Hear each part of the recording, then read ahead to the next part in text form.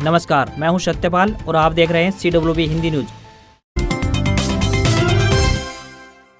हरियाणा में भारी बारिश का अलर्ट जारी, जानिए आगे कैसा रहने वाला है मौसम का हाल। हरियाणा में एक बार फिर से झमाझम बारिश के आसार नजर आ रहे हैं। मौसम वैज्ञानिकों ने बताया कि जल्द ही बंगाल की खाड़ी से नमीयुक्त मानसूनी हवाओं के आने का एक और सिस्टम बन रहा है, जिसके चलते प्रदेश में झमाझम बारिश देखने को मिल सकती है। हालांकि कई जिलों में भारी बारिश की वजह से हालात चिंताजनक बने हुए हैं और ऐसे में फिर से बारिश यहाँ पर हालात और बिगाड़ सकती है, जिससे प्रदेश में 26 जुलाई यानी आज कहीं कहीं हल्की बूंदाबांदी हो सकती है। हरियाणा में 26 जुलाई देर रात्रि के बाद बारिश की गतिविधियां एक बार फिर से बढ़ने की संभावना बन रही है, जिससे प्रदेश के ज्यादातर क्षेत्रों में 27 से 30 जुलाई के दौरान झमाझम बारिश हो सकती है और इस दौरान कुछ एक क्षेत्रों में भारी बारिश की भी संभावना जताई गई है।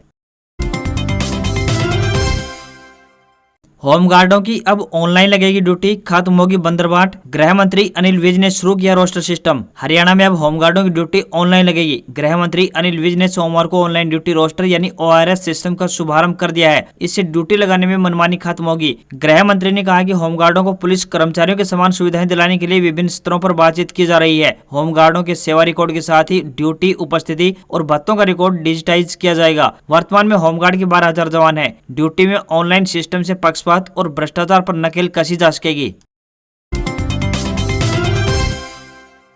बड़ी खबर, आय से अधिक संपत्ति मामले में ओम प्रकाश चौटाला की याचिका पर दिल्ली हाईकोर्ट में हुई सुनवाई। आय से अधिक संपत्ति मामले में हरियाणा के पूर्व मुख्यमंत्री ओम प्रकाश चौटाला को निचली अदालत द्वारा सुनाई गई 4 साल की सजा को चुनौती देने वाली याचिका पर दिल्ली हाईकोर्ट में सुनवाई हुई। कोर्ट ने इस मामले में अगली सुनवाई के लिए अब 1 अगस्त का दिन तय कर दिया है। माना जा रहा है कि अगले सोमवार को ओम प्रकाश चौटाला की याचिका पर कोर्ट सुनवाई कर फैसला ले सकता है। दिल्ली हाईकोर्ट ने इस महीने की शुरुआत में ओम प्रकाश चौटाला के जेल के रिकॉर्ड मंगाए थे, ताकि उनकी रिहाई के मुद्दे पर फैसला किया जा सके। हरियाणा के कुरुक्षेत्र में बन रहा एशिया का सबसे ऊंचा मंदिर, जानिए आमजन को कब मिलेगी इसमें एंट्री। हरियाणा में कई प्रोजेक्ट पर काम किया जा रहा है, वहीं पर्यटन स्थलों को बढ़ावा देने का काम भी केंद्र और राज्य सरकार द्वारा किया जा रहा है। बता दें कि हरियाणा के कुरुक्षेत्र में एशिया के सबसे बड़े गीता ज्ञान मंदिर का निर्माण कार्य चल रहा है, जो अब जल्द ही पूरा होने वाला है। इस मंदिर के निर्माण कार्य के पूरा होने के बाद यहाँ आमजन की एंट्री भी आरम्भ हो जाएगी। इस मंदिर को 18 मंजिला बनाया गया है। हर मंजिल पर कुछ न कुछ खास देखने को मिलेगा। ये मंदिर एशिया का सबसे बड़ा ब्रह्म सरोवर तट पर बनाया जा रहा है। इस मंदिर को अब गीता जयंती के अवसर पर आमजन के लिए खोल दिया जाएगा। 3 एकड़ में बना ये मंदिर अपनी भव्यता के लिए भी प्रसिद्ध होने वाला है। महाभारत में 18 संख्या का विशेष महत्व रहा है। गीता के 18 अध्याय, 18 अक्षौहिणी सेना और 18 दिन का युद्ध, इसलिए इस मंदिर को भी 18 मंजिला बनाया गया है। छात्रों के लिए खुशखबरी, प्रतियोगी परीक्षाओं की तैयारी के लिए हरियाणा में खोली जाएंगी 1200 लाइब्रेरी। हरियाणा के विकास एवं पंचायत मंत्री देवेंद्र सिंह बबली ने कहा है कि प्रदेश भर में प्रतियोगी परीक्षाओं की तैयारी करने वाले युवाओं के लिए आधुनिक सुविधाओं से लैस 1200 लाइब्रेरी खोली जाएंगी, ताकि ग्रामीण युवाओं को शिक्षा के साथ साथ प्रतियोगी परीक्षाओं की तैयारी करने की सुविधा भी मिल सके। उन्होंने बताया कि वातानुकूलित ई-लाइब्रेरी, पानी, नवीनतम कंप्यूटर, स्मार्ट बोर्ड सहित सभी सुविधाओं से लैस होंगी। आम लोगों को महंगाई का एक और झटका, दही लस्सी पीना हुआ महंगा, विटा ने 10 आइटम के बढ़ाए दाम। महंगाई ने आम आदमी की कमर तोड़ कर रख दी है। दही लस्सी पीना और महंगा हो गया है, क्योंकि विटा ने अपनी लगभग 10 तरह की लस्सी और दही के दामों में बढ़ोतरी कर दी है। ऐसे में दही लस्सी पीने वालों के शौकीनों को अब अपनी जेब और हल्की करनी होगी। हालांकि विटा ने अन्य कंपनियों के मुकाबले अपने दामों को कम ही रखा है। बता दें कि विटा की ओर से अपनी छोटी आइटम में 2 रुपए से लेकर बड़ी आइटम के 65 रुपए तक के दाम बढ़ा दिए हैं। लस्सी लाइट नमकीन के भाव प्रति पाउच 5 रुपए से बढ़ाकर 7 रुपए कर दिए हैं, जबकि अन्य ने इसे 9 रुपए कर दिया है। दही 200 ग्राम के भाव 17 रुपए से बढ़ाकर 20 रुपए कर दिए हैं और अन्य की बात करें तो 25 रुपए कर दिया गया है।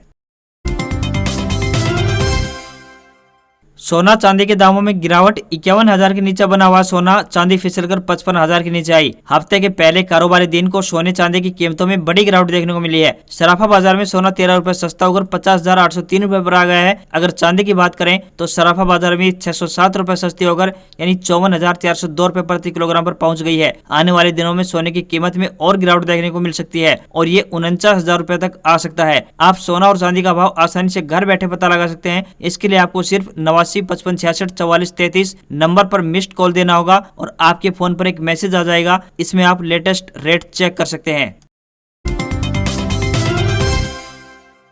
अगस्त में 18 दिन बैंक बंद रहेंगे, छुट्टियों को ध्यान में रखकर निपटाएं अपना जरूरी काम। यदि अगले महीने आपको बैंक का कोई जरूरी काम है तो उसे तुरंत निपटा लें। अगस्त महीने में अलग अलग जगहों पर कुल 18 दिन बैंक बंद रहने वाले हैं, जिससे आप उनको ध्यान में रखकर अपना जरूरी काम समय पर निपटा लें। इसके अलावा इस महीने 4 रविवार और 2 शनिवार को भी बैंक बंद रहेगा। 13 से 15 अगस्त तक लगातार 3 दिन बैंकों की छुट्टी रहने वाली है। बता दें कि 13 अगस्त को दूसरा शनिवार, 14 को रविवार और 15 अगस्त को स्वतंत्रता दिवस की वजह से बैंक बंद रहेंगे। पर्यटक ले रहे बूंदी में गोवा का आनंद, सैलानियों की चहक से गूंज उठी बूंदी की वादियां, पिकनिक मनाने पहुंचे लोग। राजस्थान में मानसून की बारिश ने मौसम को खुशगवार बना दिया है। नदी नाले उफान पर हैं, बांधों पर चादर चलने लगी है, झरने बहने लगे हैं। लिहाजा मौसम का आनंद उठाने के लिए स्थानीय सैलानी परिवार समेत कुदरत के नजारों का आनंद ले रहे हैं। कोटा संभाग के बूंदी जिले में भी इन दिनों बांध और झरने सैलानियों से आबाद हैं। यहाँ के बांध और झरने राजस्थान में गोवा जैसा एहसास करा रहे हैं। बूंदी जिले में हो रही अच्छी बरसात के कारण बांधों और तालाबों में पानी की जोरदार आवक होने से लोग पिकनिक मनाने के लिए पहुंचने लगे हैं। बूंदी में हाड़ौती के गोवा के नाम से प्रसिद्ध बरधा बांध पर सैलानियों की रविवार व सोमवार जबरदस्त भीड़ उमड़ी। सोनिया गांधी की आज ईडी ऑफिस में पेशी, नेशनल हेराल्ड केस में दूसरी बार होनी है पूछताछ। कांग्रेस की देश भर में प्रदर्शन की तैयारी। कांग्रेस अध्यक्ष सोनिया गांधी आज प्रवर्तन निदेशालय यानी ईडी के ऑफिस में उपस्थित हो सकती है। ईडी ने सोनिया को नेशनल हेराल्ड केस में दूसरे दौर की पूछताछ के लिए 26 जुलाई यानी आज बुलाया है। इससे पहले 21 जुलाई को ईडी के अधिकारियों ने सोनिया गांधी से पूछताछ की थी। सूत्रों के मुताबिक 21 जुलाई को कांग्रेस नेता से करीब 3 घंटे पूछताछ की गई और 25 से अधिक सवाल पूछे गए। इसके बाद उन्होंने अपनी दवा के लिए घर जाने को कहा। इस पैसे के खिलाफ देश भर में कांग्रेस कार्यकर्ताओं ने प्रदर्शन किया था। वहीं मंगलवार यानी आज कांग्रेस देश भर में प्रदर्शन करेगी। वहीं दूसरी तरफ नेशनल हेराल्ड मामले में कांग्रेस नेता राहुल गांधी से ईडी 5 बार पूछताछ कर चुकी है।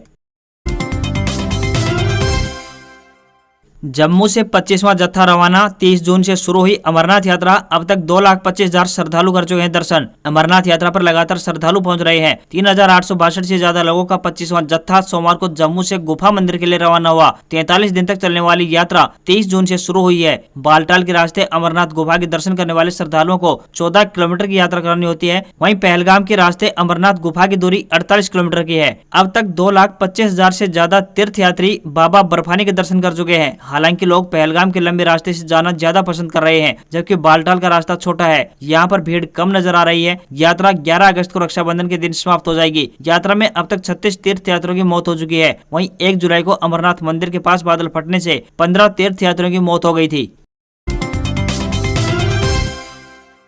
ऋषि सुनक बोले, चीन दुनिया के लिए बड़ा खतरा। ब्रिटिश पीएम के नंबर 1 दावेदार ने कहा, पीएम बना तो पहले ही दिन बदलूंगा पॉलिसी। ब्रिटेन में प्रधानमंत्री पद की रेस में सबसे आगे माने जा रहे भारतीय मूल के ऋषि सुनक ने चीन पर सख्त रुख दिखाया है। सुनक ने कहा, बिल्कुल साफ हो चुका है कि चीन हमारे देश और दुनिया के लिए सबसे बड़ा खतरा है। अगर मैं प्रधानमंत्री बनता हूं तो पहले दिन से ही चीन के खिलाफ सख्त कदम उठाए जाएंगे। ब्रिटेन के नए प्रधानमंत्री का नाम 5 सितंबर को घोषित होगा। सुनक के अलावा लिज ट्रस पीएम पद की दौड़ में शामिल है। ऋषि सुनक ने कहा कि बहुत हो चुका, ब्रिटेन और पश्चिमी देश आंखें बंद कर चीनी नेताओं को रेड कारपेट वेलकम देते हैं। अब यह नहीं चलेगा। मैं पहले दिन से ही ड्रैगन के खिलाफ बहुत सख्त कदम उठाने जा रहा हूं।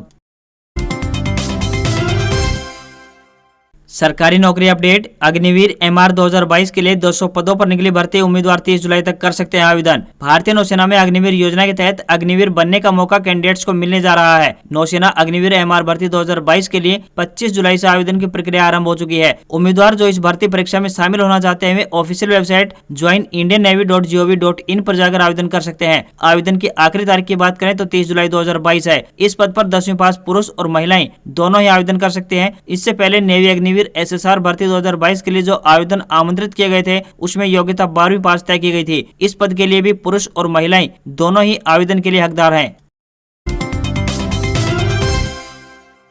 नितिन गडकरी बोले, मन करता है राजनीति छोड़ दूं। कहा, गांधी के समय पॉलिटिक्स विकास के लिए होती थी, अब इसका मकसद सिर्फ सत्ता। मौजूदा राजनीति व्यवस्था को लेकर केंद्रीय मंत्री नितिन गडकरी के मन की टीस जुबान पर आई है। गडकरी ने शनिवार को एक कार्यक्रम के दौरान साफ कहा कि कभी कभी मन करता है कि राजनीति छोड़ दूं। समाज में और भी काम है जो बिना राजनीति के किए जा सकते हैं। गडकरी ने कहा कि महात्मा गांधी के समय की राजनीति और आज की राजनीति में बहुत बदलाव हुआ है। बापू के समय में राजनीति देश समाज विकास के लिए होती थी, लेकिन अब राजनीति सिर्फ सत्ता के लिए होती है। उन्होंने कहा आगे हमें समझना होगा कि राजनीति का क्या मतलब है। क्या यह समाज देश के कल्याण के लिए है या फिर सरकार में रहने के लिए है। आज की राजनीति के स्तर को देखें तो चिंता होती है। आज की राजनीति पूरी तरह से सत्ता केंद्रित है। मेरा मानना है कि राजनीति सामाजिक आर्थिक सुधार का एक सच्चा साधन है, इसलिए नेताओं को समाज में शिक्षा, कला आदि के विकास के लिए काम करना चाहिए। नितिन गडकरी अपने बेबाक बयानों के लिए जाने जाते हैं।